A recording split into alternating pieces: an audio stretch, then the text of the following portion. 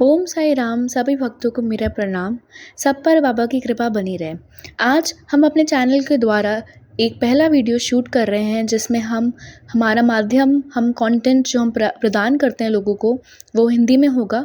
तो हम आज चैप्टर 28 के कुछ बहुत सुंदर कहानियों का वर्णन करेंगे। उसमें से सबसे पहले हमारी कहानी है लाला लक्ष्मी चंद्र की। दूसरी जो कहानी है वो हमारी सांझा है। एंड तीसरी जो कहानी है हमारी वो मेघा की है और बुरहानपुर महिला की है। इस वीडियो में आज हम एक ही कहानी का वर्णन करेंगे जो कि है लाला लक्ष्मी चंद की।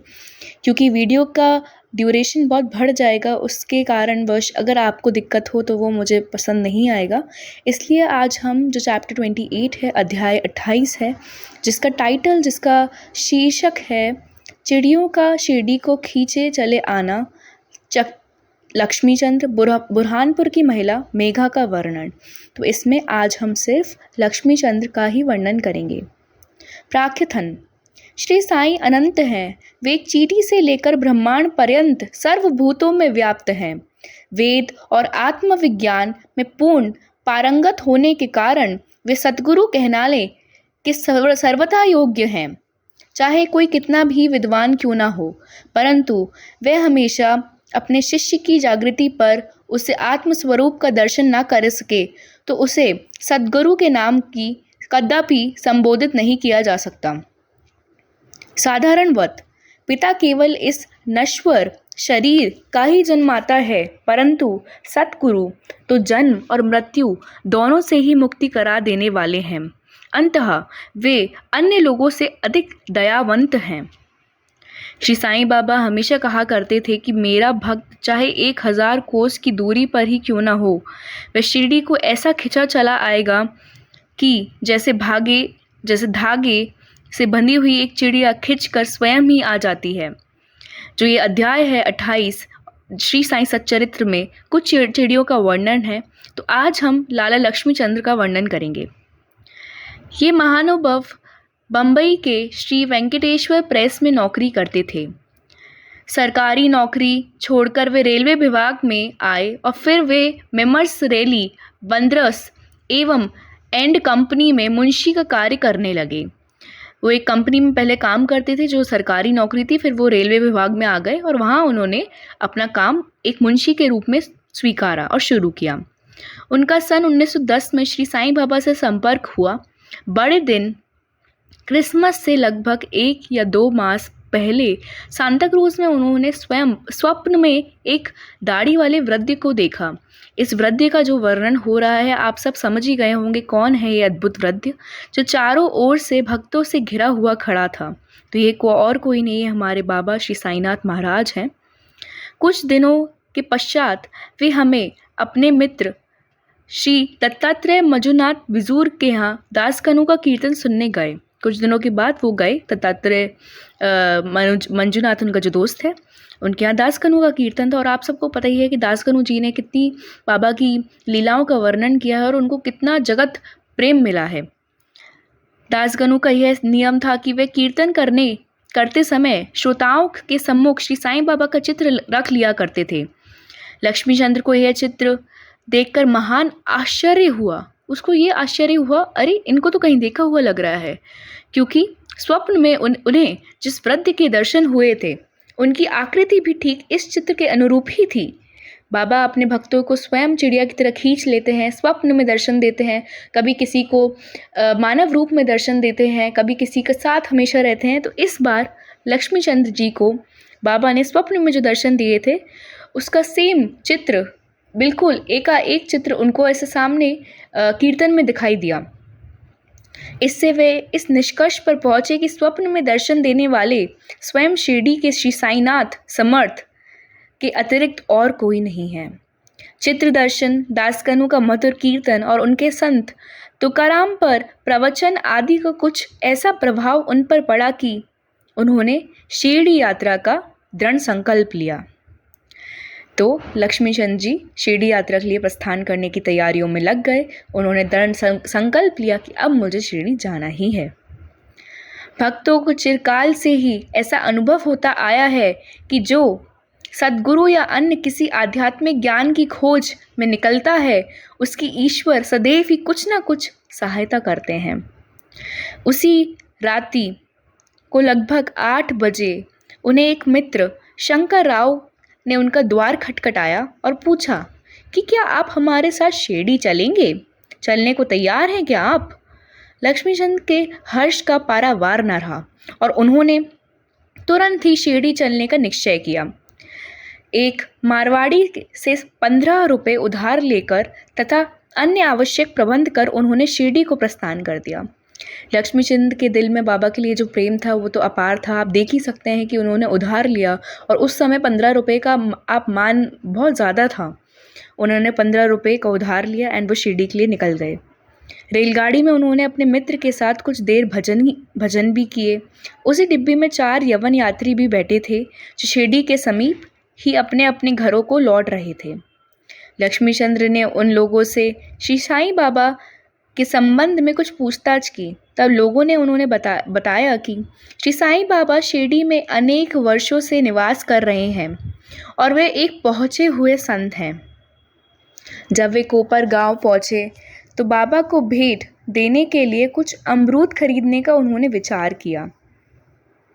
वे वहाँ के प्राकृतिक सौंदर्य में दृश्य देखने के लिए कुछ ऐसे ही लीन हो गए उसमें कि वे अमरूद खरीदना भूल गए।